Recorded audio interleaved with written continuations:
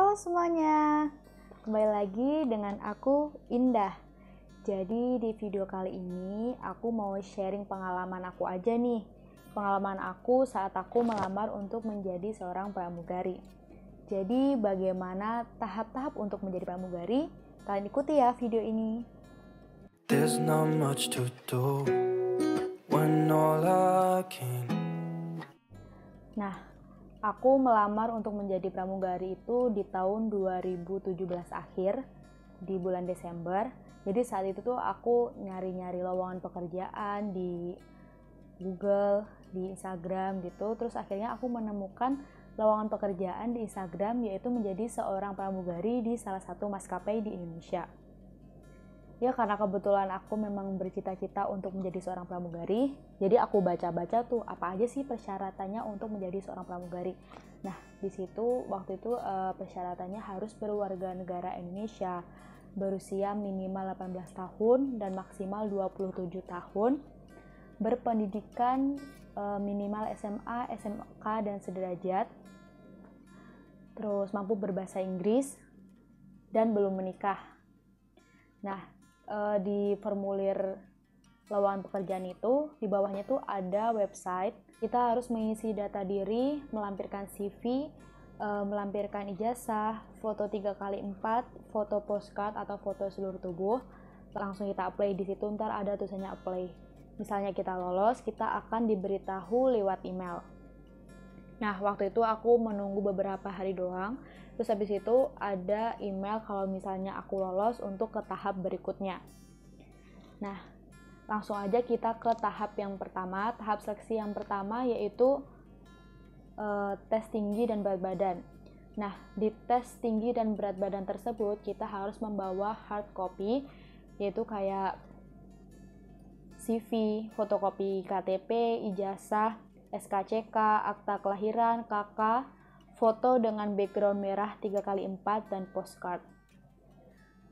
Nah, ntar diukur tinggi dan berat badannya harus proporsional. Kalau di maskapai aku ini sih kayaknya untuk tinggi berat badan tuh dikurangin 2 cm ya. Jadi aku kan tingginya 163 cm, tapi pas pengukuran tinggi dan berat badan itu tinggi aku jadi 161 cm. Kalau misalnya kita udah lolos di pengukuran tinggi dan berat badan, lalu kita akan ke tahap berikutnya yaitu tes performance. Di tes performance tersebut kita harus menunggu lalu dipanggil satu-satu ke dalam ruangan. Nah di dalam ruangan tersebut kita bakal ditanya kayak tentang data diri, terus motivasi kamu apa untuk menjadi seorang pramugari. Waktu itu aku juga sempat disuruh pengenalan diri menggunakan bahasa Inggris. Kita bakal dicek kerapian, terus kebersihan kulit, terus kita disuruh jalan bolak-balik, mungkin dilihat tegak atau enggak. Aku kan emang nggak terbiasa pakai heels, jadi waktu itu kayak ibunya tuh, kamu nggak biasa pakai heels ya? Iya bu, enggak, soalnya waktu aku kayak kejengklak gitu kan. Terus akhirnya sama ibunya, ya udah kamu jalan nggak usah pakai heels aja, dicopot aja sepatunya gitu. Jadi kayaknya si ibunya tuh cuman mau melihat bagaimana sih cara jalan kita gitu. Kita juga ditanya pengetahuan tentang maskapai tersebut. Jadi kalau misalnya kita apply suatu pekerjaan, kan kita harus mengetahui tentang perusahaan tersebut gitu. Jadi si ibunya bakal nanya, apa sih yang kamu ketahui tentang perusahaan ini gitu. Nah kebetulan waktu itu sebelumnya aku udah nyari-nyari tuh bahan tentang perusahaan di maskapai ini. Terus kalau misalnya udah kita keluar dari ruangan tersebut, nanti bakal dikasih amplop. Nah amplopnya itu di dalamnya ada tulisan lulus atau enggaknya. Alhamdulillah aku lulus di tahap itu. Terus lulus enggaknya tuh kayak ya udah tergantung yang interview kali ya gitu. Terus kalau misalnya udah dikasih amplop lulus atau enggaknya, di situ kita dimintain biaya sebesar 250.000. Jadi di setiap maskapai kan memiliki kebijakan yang berbeda-berbeda. Tapi kalau misalnya di maskapai aku waktu itu, kita dimintai biaya 250.000. Nah ternyata di hari itu juga itu langsung ke tahap tes psikotes dan tes bahasa Inggris. Jadi aku tuh kan sebelumnya kayak nyari-nyari gitu kan, apa aja sih tahap-tahapnya untuk menjadi seorang pramugari. Nah, pas aku nyari di Google itu tuh hari pertama cuman pengukuran tinggi badan dan berat badan, terus tes performance. Tapi ternyata di hari itu juga kayak cuman beberapa jam menunggu setelah jam istirahat makan siang, kita langsung tes psikotes dan tes bahasa Inggris. Aku kayak, ya aku belum latihan lagi, aku kayak nggak tahu gitu bahannya apa, ntar yang dites tentang apa aja ya gitu. Tapi ya udah, akhirnya di jam istirahat itu aku kayak nyarilah di Google sedikit gitu. Terus udah kita kayak ganti gedung. Nah, di gedung itu kita pertamanya tes bahasa Inggris. Nah, di tes bahasa Inggris ini ada 100 soal. Di 100 soal tersebut ada tes grammar, terus ada listening juga. Nah, setelah tes bahasa Inggris, kita lanjut ke tes psikotes. Ada kayak hitung-hitungan, terus disuruh menggambar. Jadi kalau tes psikotes tuh kayak lebih ke melihat gimana sih kepribadian kita gitu. Jadi kalau setahu aku sih tes psikotes tuh nggak ada yang benar dan nggak ada yang salah.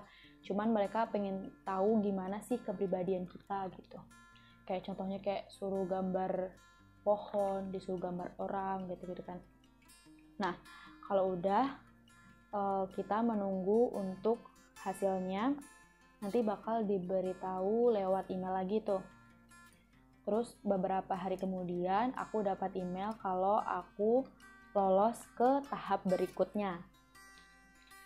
Nah, di tahap berikutnya ini adalah background check dan wawasan kompetensi. Background check dan wawasan kompetensi itu dilakukan dalam 1 hari. Jadi di 1 hari yang sama ada 2 tes tuh. Nah, yang pertama background check. Di background check itu kita bakal dilihat data diri kita, terus silsilah keluarga kita. Di situ kita disuruh mengisi data diri keluarga dari kakek, nenek, om, tante. Jadi mereka tuh kayak nggak mau ada masalah, mungkin ada keturunan masalah kriminal atau organisasi ilegal gitu. Jadi benar-benar dilihat gimana sih silsilah keluarga kita gitu. Selain itu kita juga ditanya mengenai pengetahuan kewarganegaraan biasanya. Terus ada pertanyaan mengenai keagamaan. Kalau misalnya kayak agamanya Islam, ntar ditanya kayak rukun iman gitu-gitu. Nah, di situ kita kayak kalau bisa jangan bohong, karena mereka tahu pasti kan ini orang bohong atau enggak gitu. Terus kalau bisa kita harus tahu mengenai silsilah keluarga kita. Jadi kalau misalnya kayak ada yang janggal tuh bisa aja kita nggak lolos. Kalau misalnya udah, nanti kita lanjut ke tes wawasan kompetensi. Di wawasan kompetensi ini yang ngetes kita itu adalah seorang psikolog. Kita masuk di dalam ruangan. Waktu itu sih aku masuknya kayak satu orang gitu masuk ke dalam ruangan. Di situ ada 2 psikolog ya di saat waktu itu. Di situ tuh kayak ditanya mengenai perjalanan hidup kita. Terus kalau aku pribadi waktu itu ditanya kamu asalnya dari mana? Kalau aku kan dari Jawa Timur gitu ya. Nah, terus dari Jawa Timur, terus di Jakarta kamu sama siapa misalnya? Terus kamu di Jakarta udah kemana aja gitu. Terus kalau misalnya nanti kamu keterima bekerja di sini, terus misalnya kamu nggak pernah ada waktu untuk pulang, orang tua kamu gimana gitu. Terus jadi kayak mereka tuh pengen tahu dedikasi kita untuk perusahaan ini gimana gitu. Terus ntar juga ditanya kayak pertanyaan-pertanyaan yang mereka tuh bakal tahu gimana kepribadian kita.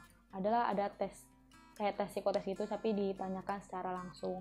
Dan mereka juga bakal melihat gerak-gerik kita. Nah, kalau misalnya udah, untuk hasil wawancara kompetensi dan background check-nya nanti bakal di email lagi. Nah, waktu itu aku kayak cuma nunggu beberapa hari, terus ternyata aku lolos di tahap tersebut. Setelah tahap wawancara kompetensi dan background check, kita akan lanjut di tahap berikutnya, yaitu pantohir.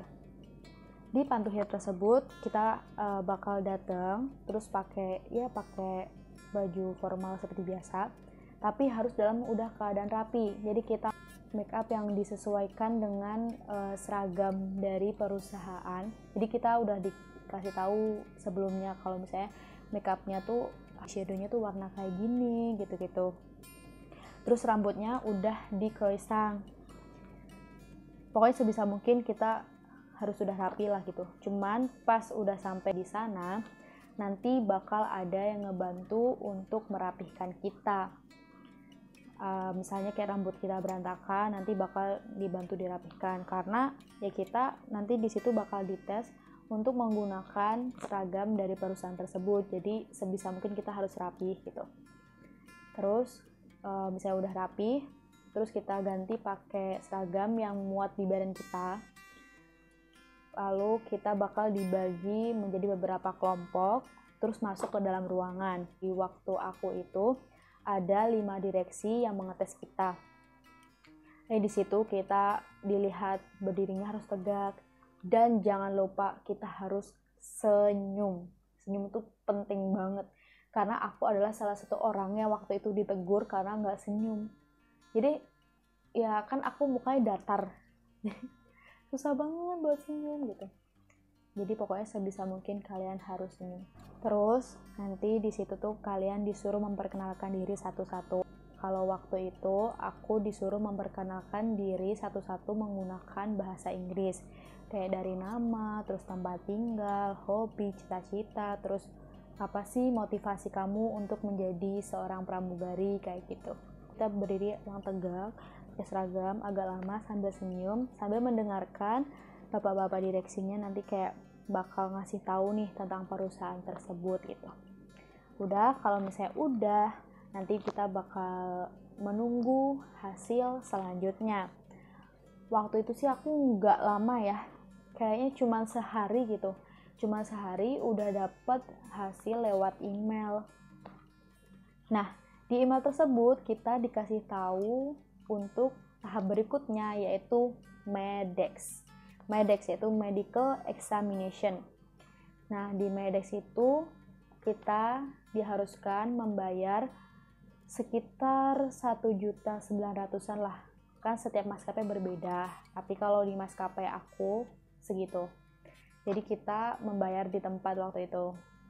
Jadi pas kita datang jangan lupa membawa uang. Kalau misalnya udah selesai bayar, kita bakal dipanggil satu-satu untuk tes medical examination.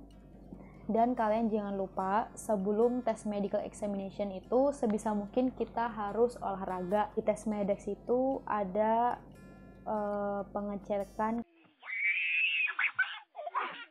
kesehatan jantung juga. Jadi sebisa mungkin kalian harus mempersiapkan diri dengan olahraga.